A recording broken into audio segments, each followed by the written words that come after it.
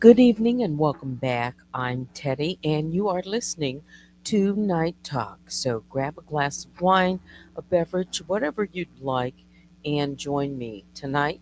The first part of this Night Talk will be a little bit more on the secret fortune, little short stories that I've been reading. And then we're going to get into today's news. But what's important is this story that President Donald Trump has met with uh, Bibi Netanyahu from Israel, the Israeli Prime Minister. And there's talk about what? Basically, displacing all of the Palestinians in Gaza and taking over that very valuable land. Why do I want to talk about this? It's because Jared Kushner, uh, President Trump's son in law and former senior advisor, pushed this similar idea only a year ago.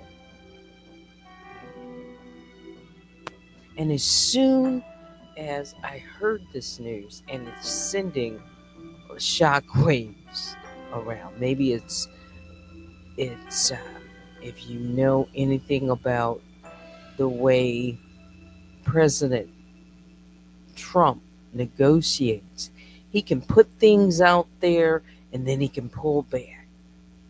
That's, you just never know with him, right? He'll say one thing and then you know he'll step it back. But this is very interesting. Also, Kushner um, was a key architect in that Abraham Accords.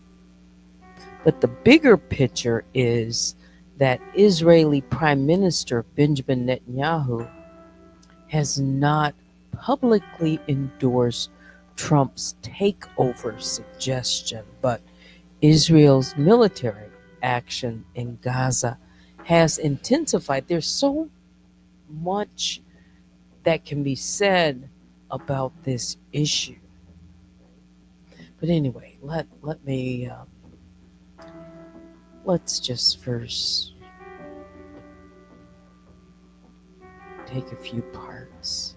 As you can tell, I'm very interested in uh, the other news story. But before I do that, real quick, let me come out. Just say hello to the mob, all of you that have joined me. The sound is good. Last night, by the way, I listened to the audio. There seemed to be a little echo, and the music, the background music for me to listen to, the volume was a little loud, and I can't really tell because, again, I'm in my lower level. So I hope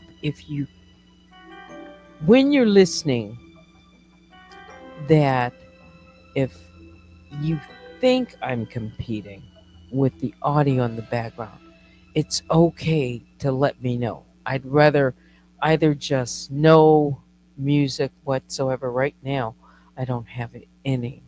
All right. I do prefer a little background music, especially when I'm reading or bedtime stories or something like that. Okay. So let's see. Do you hear any music? I mean, it's so faint, I can't even hear it.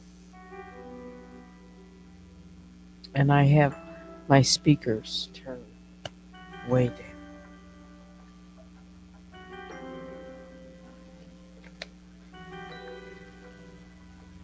All right. And shout out to my moderators. That's good. Okay. So let's continue with the next thrilling installment of The Secret Fortune, continuing with Elise's mysterious journey, part 15, The Vanishing Letter. Elise sat frozen at the kitchen table, the letter in her trembling hand, revealing a truth she'd never expected.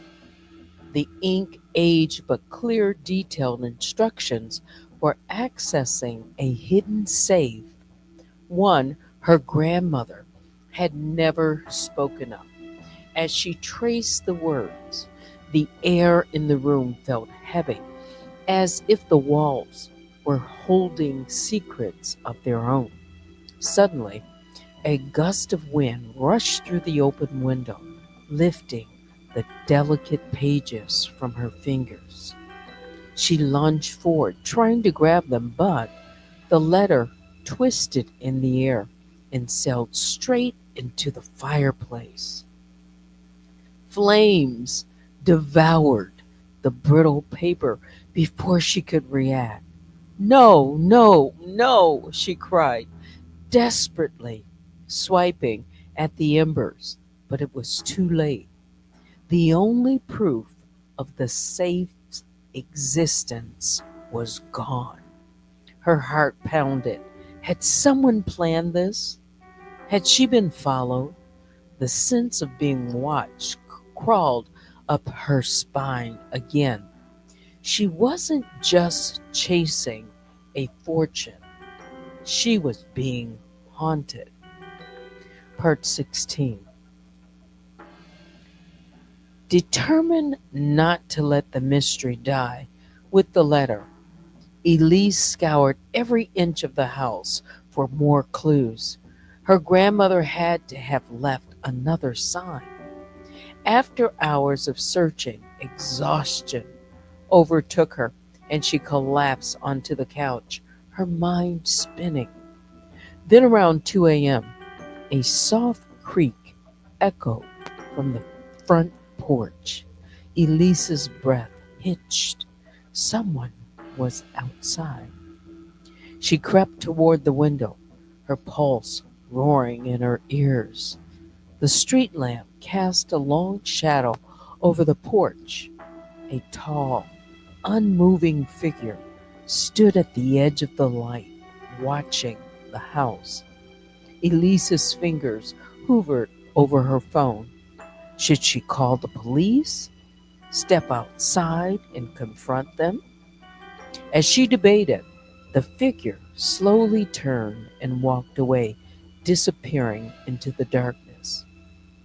Whoever they weren't finished with her yet. Part 17. Morning arrived with an eerie silence. Elise hadn't slept, her mind replaying the figure's presence over and over. She needed answers fast. She decided to check the attic, a place she had always avoided as a child. Cobwebs clung to the wooden beams, dust particles swirling in the slivers of light peeking through the cracks.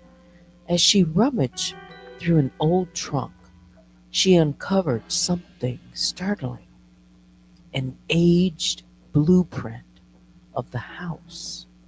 Her eyes widened as she examined the floor plan. There was a hidden room beneath the parlor, marked only with a small X. Elise's stomach twisted in anticipation. Could this be where the fortune was hidden? Before she could process the discovery, the front door slammed shut downstairs. Someone was in the house. Part 18.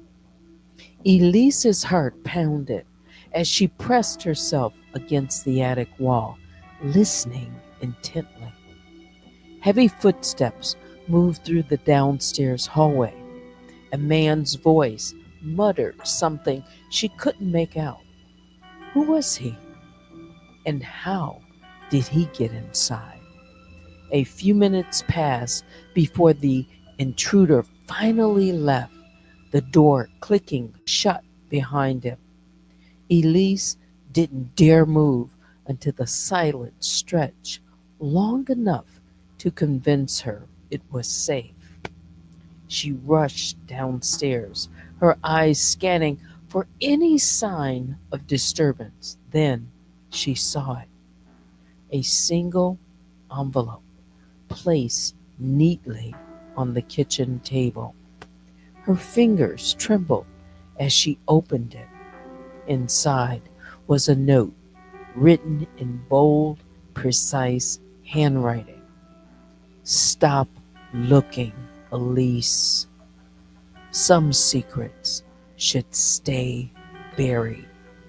Her blood ran cold. Whoever had been in the house wasn't just after the fortune. They wanted her to back off.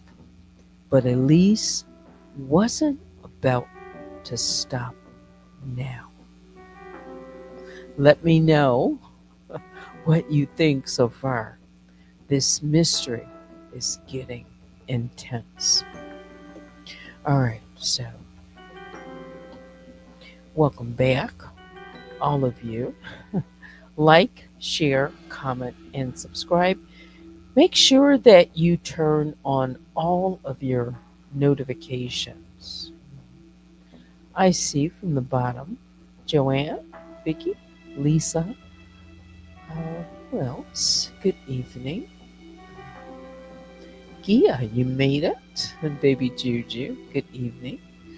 Good evening. All right, so now let's throw up this disclaimer. Copyright disclaimer under Section 107 of the Copyright Act of 1976. Allowance is made for fair use for purposes of criticism, comment, news reporting, teaching, scholarship, and research. Fair use is a permitted statute that might be otherwise infringing for entertainment purposes only. As I go ahead and bring up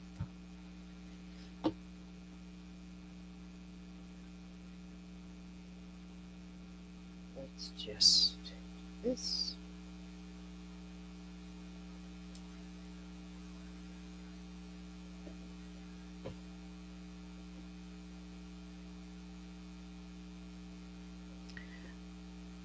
All right.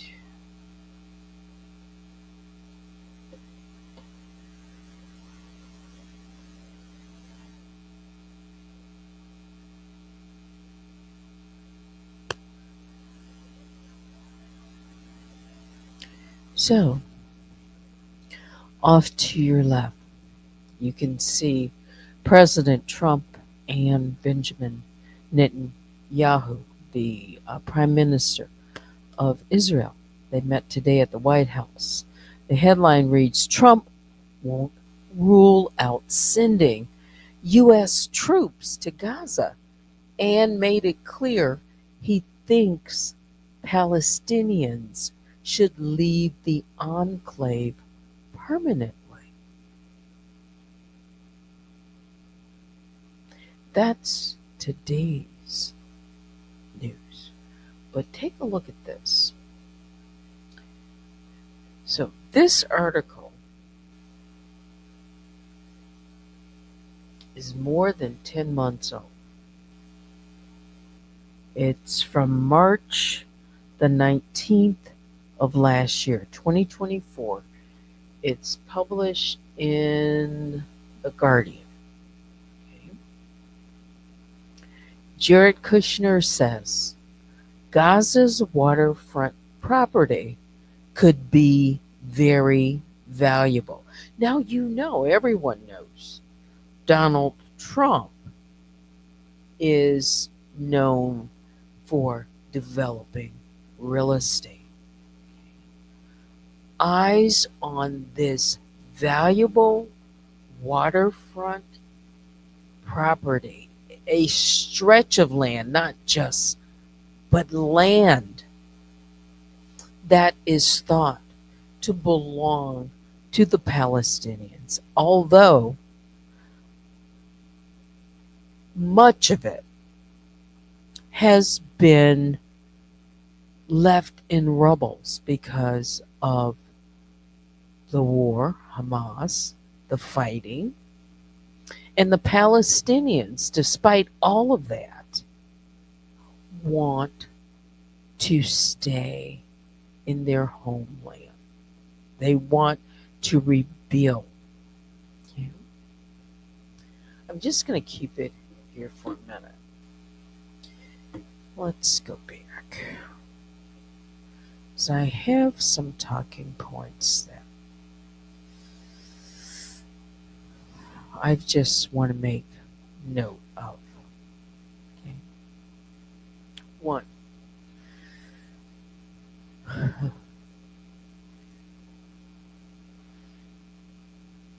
President Trump's remarks, they have sparked already global controversy, with critics are arguing that such a move would violate international law and inflame tensions in the Middle East. Now, if you've been following any of the news, and I'm trying to just think of some of the areas that countries or land that President Trump has been talking about the U.S. taking over. Greenland, um, Panama Canal, that's or different waterfronts. Um, he's also talked about Canada becoming part of the U.S. Various areas. And now he's talking about Gaza. Okay. But let's take a look at and listen to some of the things that Jared Kushner, if I can play this, this is from this audio, that Gaza's waterfront property could be very valuable. It's interesting. It is. That this is my own opinion, and it's backed up with at least some of these articles.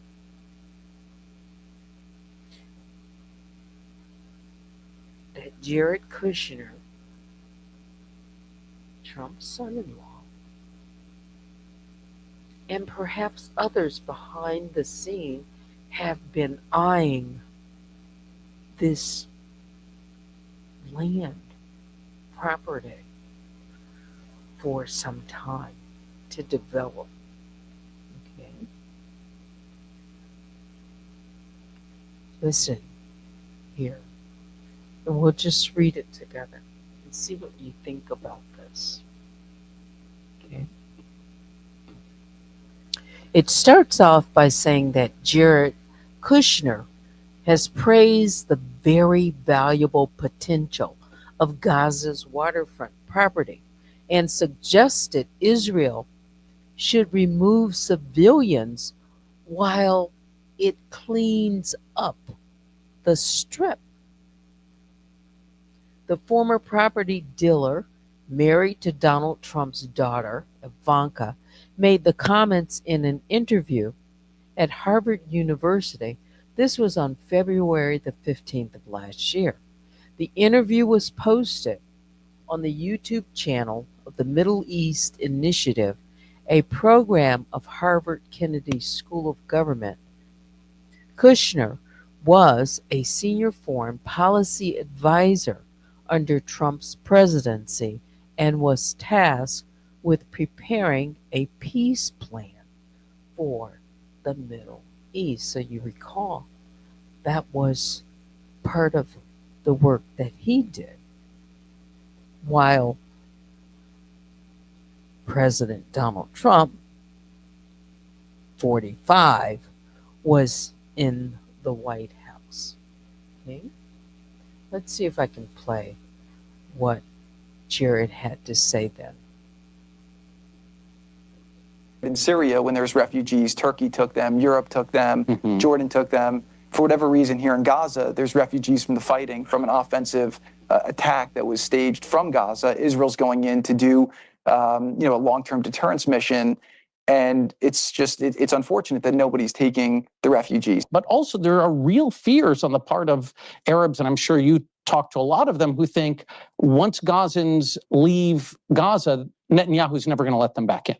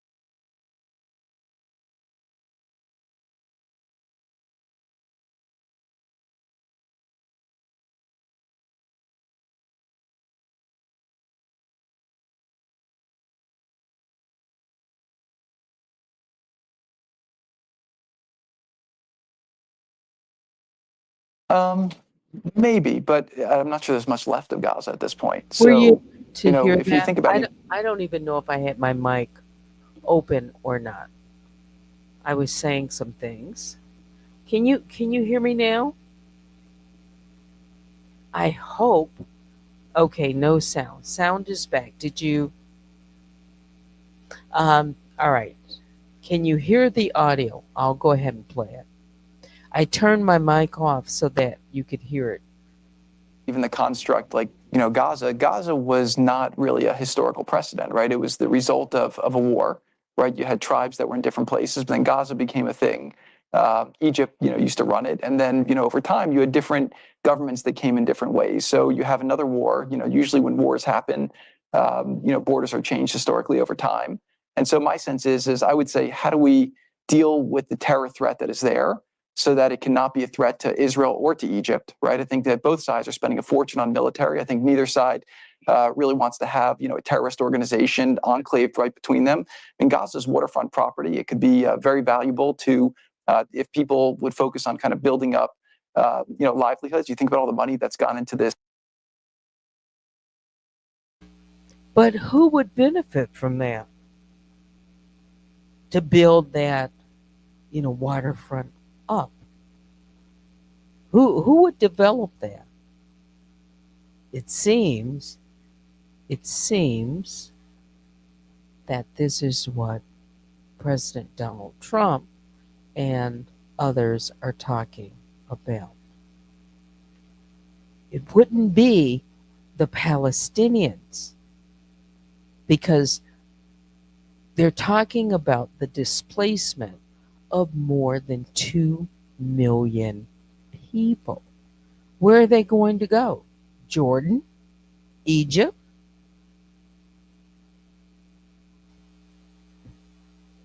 I don't think it's going to be that easy. Listen. This tunnel network and into all the munitions, if that would have gone into education or innovation, what could have been done? And so I think that, It's a little bit of an unfortunate situation there, but I think from Israel's perspective, I would do my best to move the people out and then clean it up. But I don't think that Israel has stated that they don't want the people to move back there afterwards. You saw Tom Friedman's column on Tuesday about where he put forward a plan to get out of this. Biden should recognize the Palestinian Authority unilaterally as a state, and MBS should go to Jerusalem like Egyptian President Anwar Sadat did in 1977, and he should say, I'll normalize with Israel, I'll recognize West Jerusalem as your capital, and I'll even pay to rebuild Gaza if you recognize a Palestinian state with East Jerusalem as its capital. What do you think? Good idea? No, I don't think that's a good idea. I think that there's certain elements of it that are correct. I think proactively recognizing a Palestinian state would essentially be rewarding an act of terror that was perpetrated into Israel. So it's a super bad idea in that regard. He says it's a super bad idea to recognize them as a separate state.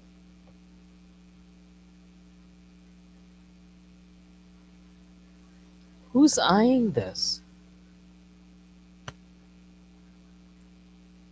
Who's going to benefit?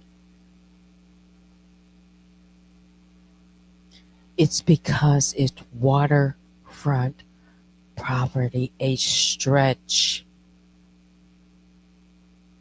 for miles, and could be developed like a Gold Coast. The developers, the billionaires, not necessarily the Palestinians. They're talking about looking for a place to what? Where they could go. That's what it sounds like.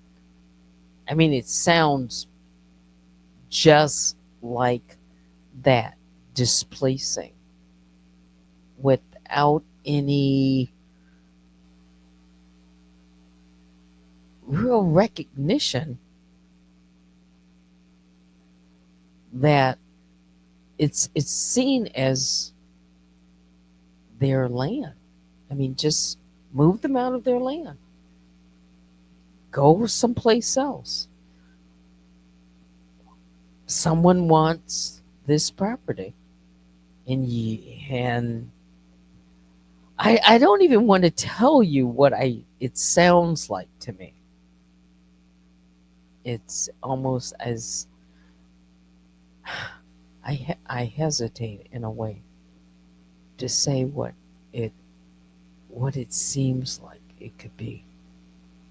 But these comments that President Trump has made, as I mentioned, is sending these shockwaves across not only the political but diplomatic landscape. Other countries looking at the United States talking about taking land, taking over, and even talking about introducing or using troops. Now, again, that could just be all talk, but it's talk.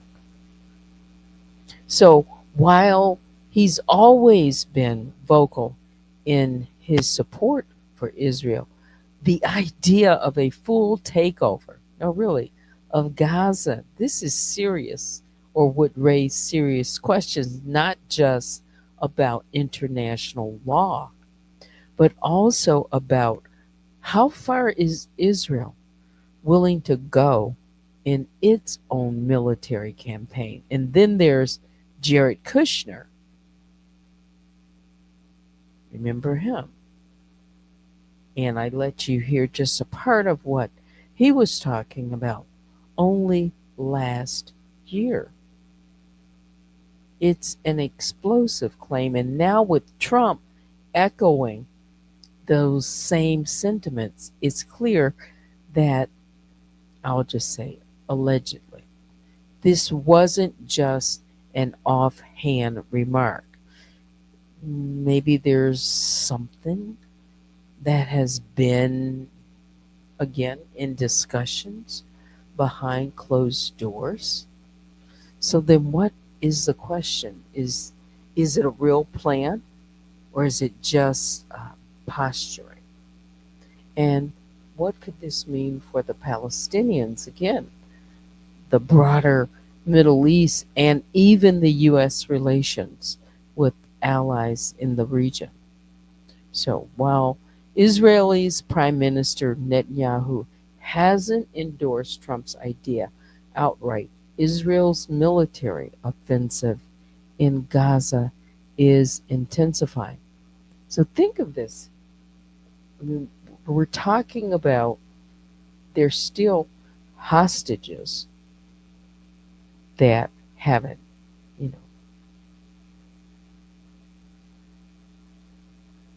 aren't free. And then there's talk about taking this land. What is that going to do for diplomacy or negotiation of the remaining hostages? I mean, also, again, millions of Palestinians are already being pushed out of their homes as this conflict has been going on. So, whether or not there's going to be, quote unquote, an official takeover, what's happening on the ground looks more and more like, again, I'm trying to think about the words I choose to say, like a forced removal every day. And now Trump has his eyes set on Gaza. Hmm. One thing's for sure: this story is far from over. Uh, Trump's comments, as I've been reading some of this, it could it could have some influence, both the U.S. foreign policy and um, other things that are on the front. I mean, Trump has only been in office. It seemed like, what is it? Just 2 weeks, 2, 3 weeks, and so much is going on already. What do you think? Do you think it's just political talk, or do you think there might be real effort to displace Palestinians? And what did he promise during the campaign? Um, whose votes did he get? Remember, even here in Michigan, we have the largest um, Arab, one of the largest here in the country areas. That's Dearborn, Michigan. Arab Americans. A lot of them voted for him. Mhm. I don't know how that's going to uh, sit with some of the leaders. I don't know. We'll certainly be looking to follow this story. I just wonder how it's going to be talked about tomorrow. I think it's going to be on the minds everywhere um, people turn. They're going to have a mic in their face, whether they're a politician or um, a news person. They're going to be asking this question: what did President Trump mean by saying sending U.S. troops to Gaza? He won't rule it out. I Maybe I should read some of his words, some of the things that were said. Joanne says, stolen legacy. Mhm. Just, identify land and say, we want this. That's what it sounds like. And, you know, it hasn't worked out, basically. This is what President Trump is saying for the Palestinians. And again, I'm just putting this in my own words. We have better idea. We have plans. We're going to make sure that you're taken care of, where you'll be moved and you'll be in a good place. But this is what we want. Mhm. Yeah, Palestinians. That's that's really very valuable land. It could be developed into just hotels and businesses and thriving, and people from all around the world would travel. Mhm. But at whose expense? Yeah, I know it just seems like, hmm, who else had very valuable land? And someone said, well, we want that. You'll get displaced, you'll move somewhere else, and we have ideas for, you know, this land. Wow. And it could happen. It would take a lot, mhm, from surrounding, regions like the Jordanians, like Egypt, because where will the displaced Palestinians, that many, go? And that would cause and destabilize the region as well. But he's talking about it. Mhm. Okay. Just my thought, and just something to watch. Um, People are talking about it. It's an important um, piece of news in world news. So I thought I'd mention it. What else is going on? How's everyone? Well, let me throw this back up for a minute.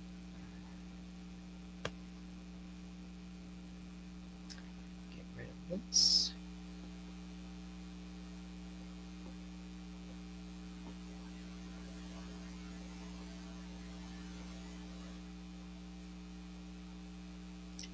It's Tuesday.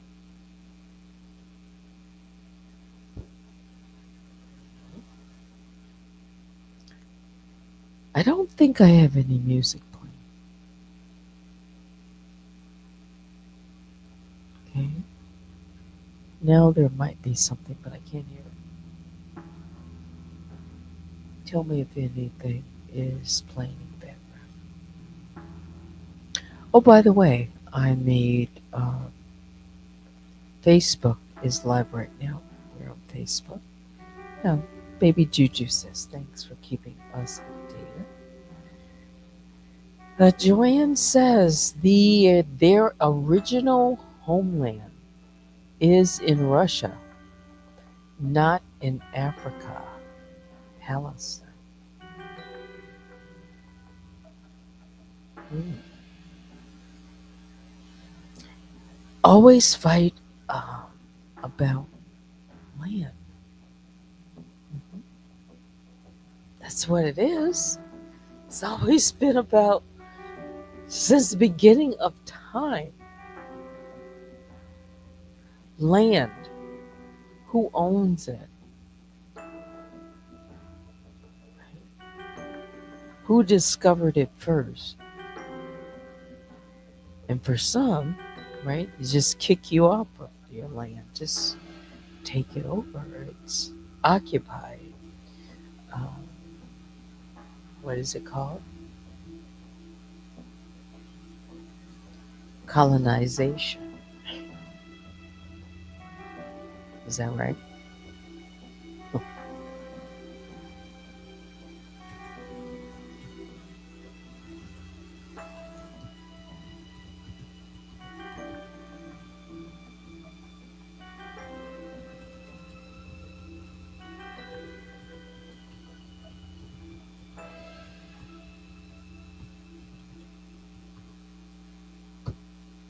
we just look something up.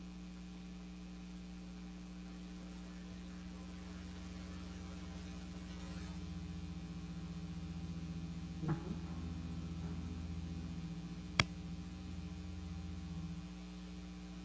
It is colonization. It's the process by which a powerful country takes control of another territory, often by force, and then establishes its own political, economic, and cultural system. It can involve settling people from the colonizing nation, exploiting local resources, and suppressing or assimilating indigenous cultures. It has been historically driven by a desire for wealth, power, and strategic advantage. Now, would this really be considered quote unquote that? Mm,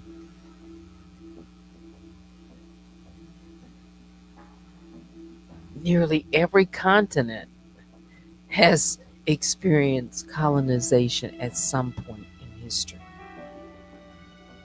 But the British Empire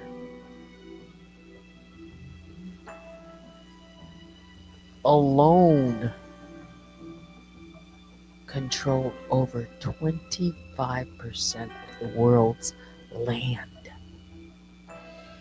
and governed a quarter of the global population, more than 400 million people.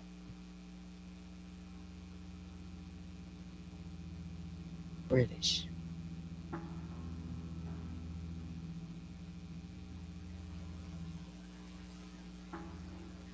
Let's not forget other um, colonial powers. So it's not just Britain. You've got Spain, France, Portugal, Germany, Italy.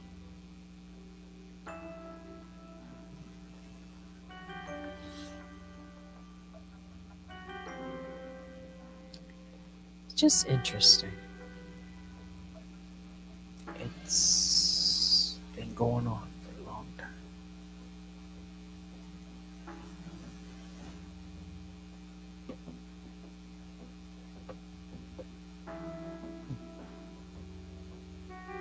What is this? Joanne says colonization is exposed in 2025. We all see it.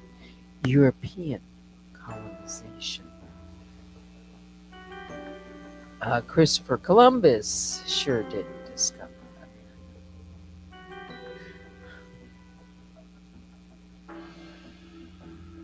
but they teach it in the schools. Don't they still teach that? I don't know. I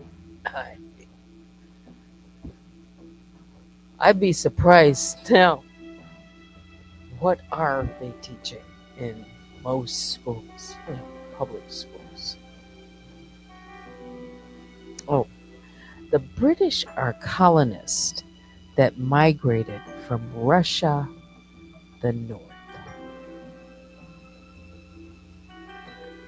Usually, colonization, it's what? Taking over land, people, power, and by force. Vicky says this is why we've got to teach our kids. Yeah. I can't even tell you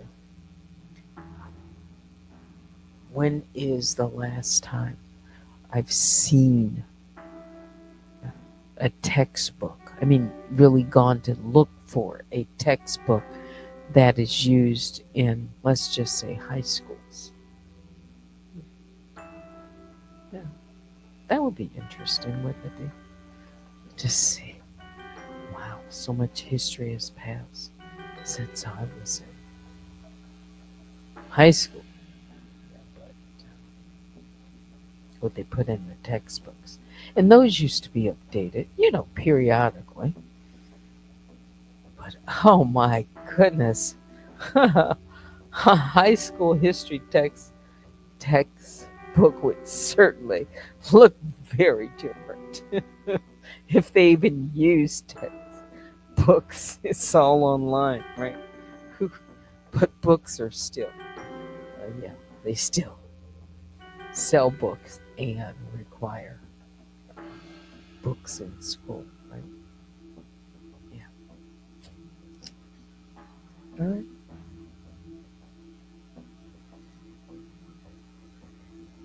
There's a lot I could do. I just wanted to come on tonight and, yeah, say a few things.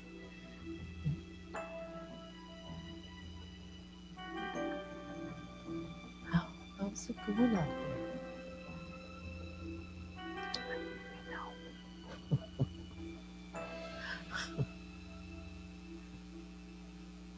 I think I'm getting further and further away. I hope from from it all, this the drama. Yeah.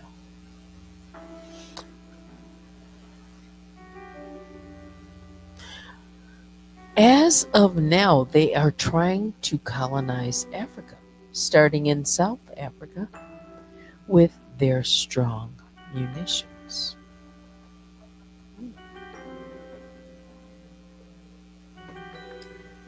That's what you think, Jordan?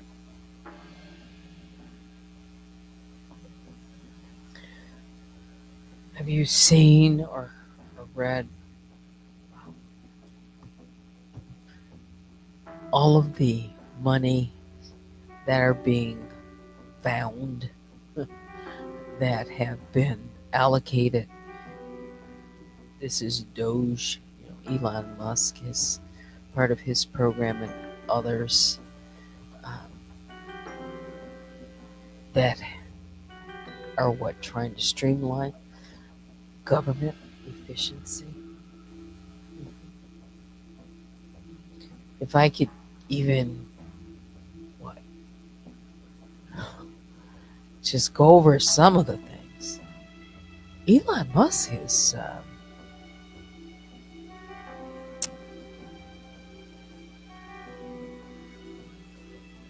he's certainly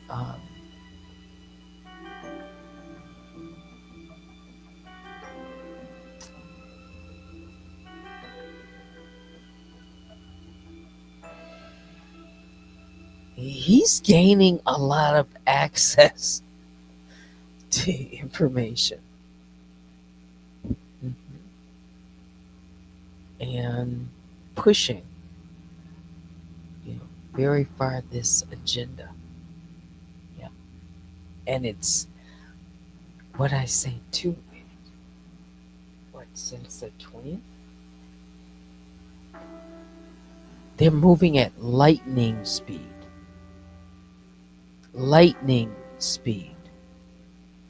to uncover waste and abuse and trying to, shut down different departments already. Um, it's moving so quickly. And one is this U.S. aid. Have you heard of that agency? U.S. AIDS.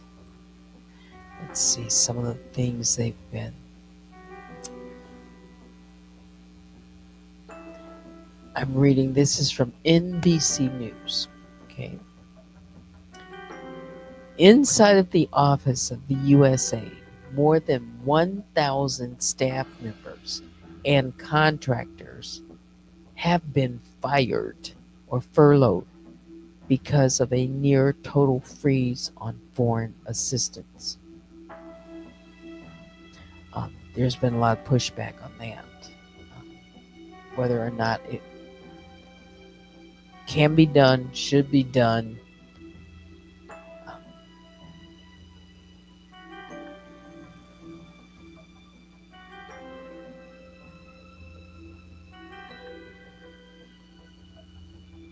it's causing it's causing somewhat of a something a crisis.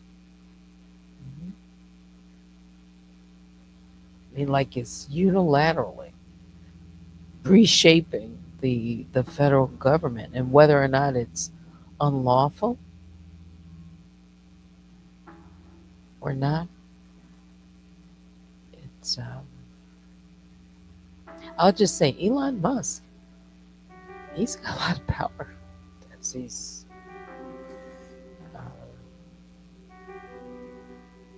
at least exerting, it appears. I don't know.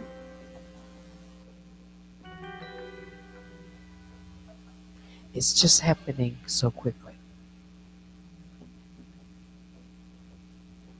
It is. Who calls themselves? He's South African. Yeah, or didn't you know? I'm sure you know. Who else is South African? Um, let's see.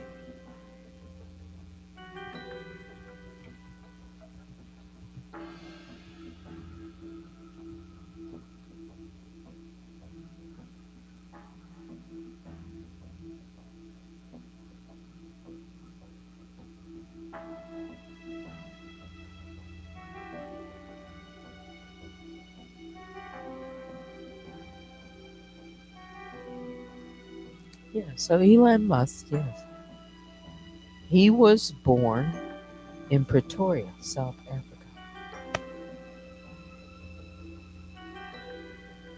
And then later they moved to Canada.